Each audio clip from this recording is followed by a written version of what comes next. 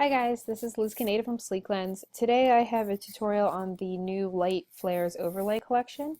It's part of our Light Leaks and Light Flares collections that you can now get for Photoshop.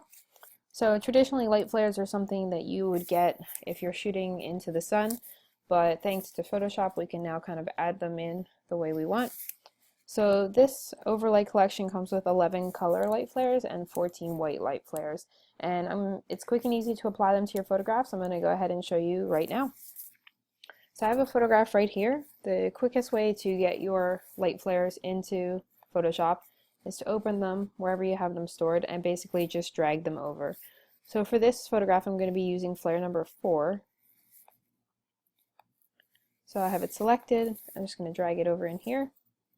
So as you can see, the flare is now on top of the photograph, and I'm going to go ahead and the first thing I'm going to do is resize it. So you can do that by grabbing any one of these little squares around here and dragging them in. If you hold down the shift key, your flare will kind of stay locked in proportion to what it originally was. If you don't hold the shift key, you can change it in all sorts of different ways. So I'm just going to go ahead and resize it, and I'm going to put it right about here. And of course, after you place it, you can go ahead and move it later. Don't feel like you're going to place it and then it's going to have to stay there. So I'm going to go ahead and hit the return key. Alright, the next thing I'm going to do is to get rid of all this black here and actually apply the flare to the photograph. I'm going to go ahead and select the flare here, and we're going to go right here where it says normal, and we're opening this up. And for this one we're going to choose screen. So as you can see, that's gotten rid of the black background there. I do want to go ahead and move my flare a little bit because I think it's out of place. So I'm going to go ahead and select this up here. That'll show you the transform controls here, where you can change the size and move the flare as well. Alright, so I have the flare placed just about where I want it. The next step after this is to color the flare, because white doesn't exactly blend in with this photograph. So for this flare we're going to be using a yellow color. So you want to go ahead and make sure you have the flare selected again, and you're going to go up here to your layers tab. You're going to scroll down to new layer adjustment, and we're looking for hue saturation. You're going to go ahead and hit OK. So after you've hit OK, you're going to get this dialog box right here.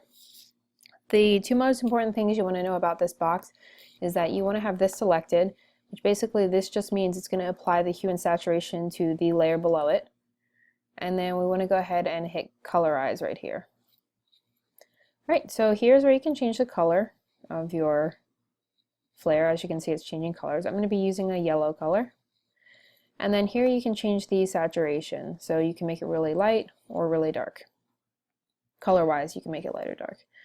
Right, so I'm just going to kind of enhance the color a little bit. Alright, and that's it. That's all it took. If you want, you can move the flare around still, change the size. It's completely up to you. But it's as easy as that. So here's a picture before without the flare, and this is it with the flare. So I'm moving on to a second photograph now. For this one I'm going to be using a different flare. I'm going to be using flare 3. So again, we're going to select the flare and drag it right into Photoshop. Again, I'm going to go ahead and resize the flare. And I'm going to go ahead and place it probably just right around here. And then I'm going to hit the enter key. So doing the same thing I did before, I'm going to open this menu right here. Instead of choosing the screen, I'm going to be doing the color dodge. So you can actually choose screen, color dodge, or the linear dodge here. So if I hit the color dodge, it's going to go ahead and get rid of this black. But as you can see, it's made a really bright, really light circle here. So we're going to go ahead and color that again. So selecting flare 3 here, we're going to open our new adjustment layer, hue and saturation, hit OK. Make sure we've selected this box right here and the colorize. And for this one I'm going to be using a red-orange color, and I'm going to turn the saturation up quite a bit.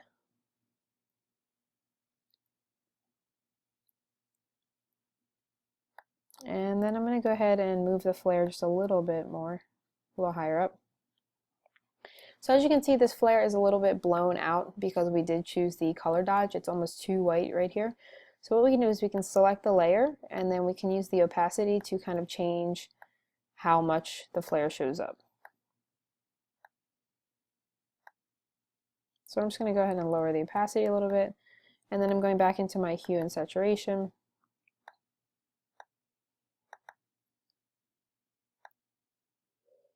And I'm going to turn the lightness down on this a little bit and the saturation up just a little bit. Alright.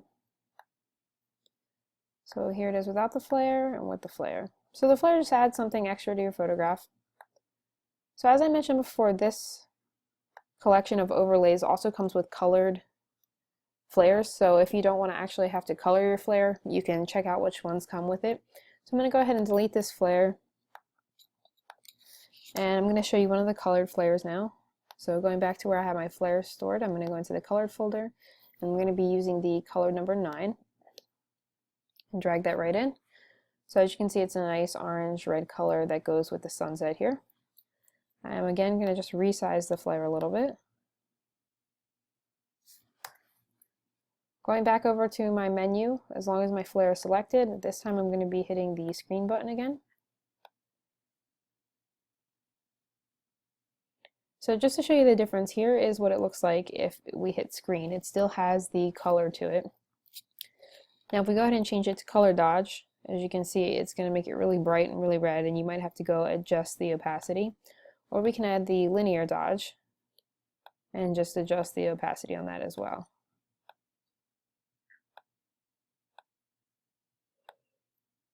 Alright, so here it is without the flare, and here we have the flare. Alright, so I hope you guys enjoyed this tutorial on how to use the flares in the overlay collection, and you'll be able to try it out for yourself.